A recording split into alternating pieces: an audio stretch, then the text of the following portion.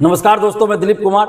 दोस्तों, बीपीएससी के परीक्षा नियंत्रक महोदय ने 16 अप्रैल को एक पॉडकास्ट में कहा था कि 3-4 दिनों में टीआरई 4 का विज्ञापन आ जाएगा और 25-26 अप्रैल से टीआरई 4 का फॉर्म भराना शुरू हो जाएगा। यानी कि इनके अनुसार 19-20 अप्रैल को टीआरई 4 का विज्ञापन आना था और 25-26 अप्रैल से फॉर्म भराना था। लेकिन आज 3 मई हो चुका है और अभी तक टीआरई 4 का विज्ञापन नहीं आया है। पिछले 2 वर्षों से इसी तरह शिक्षा विभाग और बीपीएससी के द्वारा 13 लाख से अधिक शिक्षक अभ्यर्थियों को गुमराह किया गया है। 13 लाख से अधिक शिक्षक अभ्यर्थियों के भविष्य के साथ, उनके जिंदगी के साथ, उनके कैरियर के साथ खिलवाड़ किया जा रहा है। ये घोर नाइंसाफी है, घोर अन्याय है शिक्षक अभ्यर्थियों के साथ। आखिर क्यों ऐसा बार बार किया जा रहा है? क्या मिलता है इन लोगों को ऐसा करके?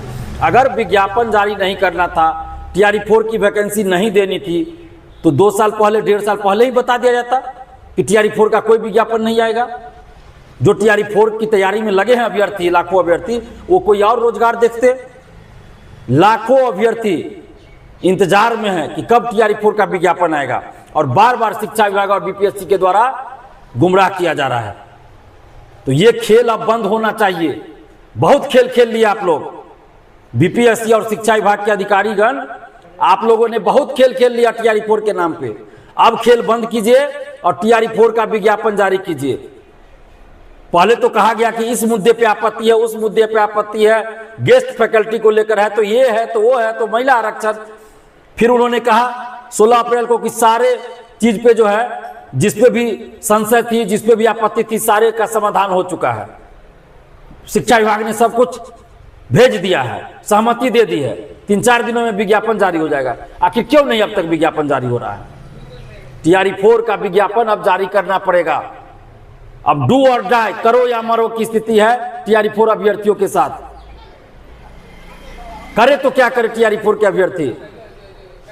अब बहुत बड़ा आंदोलन होने जा रहा है। अब हम लोग चुप नहीं बैठेंगे, बर्दाश्त नहीं करेंगे, क्योंकि अब बर्दाश्त से ऊपर की चीज हो गई। पानी सर से ऊपर जा चुका है और बहाली को फंसाने के लिए, बहाली को लेट करने के लिए ऊपर से एक नया तरकीब सोचे हैं, नया तरीका सोच लिया गया है कि बदलाव करेंगे परीक्षा प्रक्रिया में। आपको जो भी बदलाव करना है प्रक्रिया में, आप टीआरई 5 से कीजिए, बाकी बहाली में आप कीजिए, लेकिन शिक्षक भर्ती में टीआरई 5 से आप जो भी आपको प्रयोग करना है टीआरई 5 से कीजिए। टीआरई 4 की यदि याचना आ चुकी है फरवरी में ही, आपको विज्ञापन जारी करना है, तो इसमें आप कोई पेच नहीं फंसाइए, इसमें किसी तरह का मतलब इधर उधर मत कीजिए, अरंगा मत लगाइए। टीआरई 4 का विज्ञापन जारी कीजिए। और ये भी टीआरई 4 के अभ्यर्थी हैं, कोई सीटेट पास है तो डीएलएड करने के बाद सीटेट पास है, यानी कि डीएलएड भी किए हैं और सीटेट भी पास है। और डीएलएड के लिए भी कई जगह प्रवेश परीक्षा देनी पड़ती है। वो परीक्षा पास करने के बाद डीएलएड कॉलेज में एडमिशन होता है और उसके बाद सीटेट पास है। कोई एस्टेट पास है और एस्टेट पास करने से पहले वो बीएड पास किए हैं और बीएड के लिए पहले उनको एंट्रेंस देना होगा, दिए होंगे, एंट्रेंस टेस्ट दिए होंगे, तब जाके बीएड कॉलेज में उनका एडमिशन हुआ होगा। अधिकतर जगह एंट्रेंस होता है पहले, बीएड के लिए एंट्रेंस बहुत जगह होता है। हो सकता है कुछ जगह बिना एंट्रेंस के भी एडमिशन होता हो, लेकिन अधिकतर जगह एंट्रेंस होता है बीएड में एडमिशन के लिए। और उस एंट्रेंस को पास करने के बाद बीएड कॉलेज में गए, वहां उनको पढ़ाई करना पड़ा, ट्रेनिंग लेना पड़ा, उसके बाद वो एसटीईटी पास किए। तो ये लोग तो 2 पीटी पहले ही पास कर चुके हैं। तो अब इनके लिए पीटी और मेंस की बात करना बहाली को फंसाने वाली बात है। इसलिए जो भी आपको एक्सपेरिमेंट करना है टीआरई 5 से कीजिए, बाकी बहाली में आपको जो करना है कीजिए। जो भी सही कदम होगा हम लोग स्वागत करेंगे।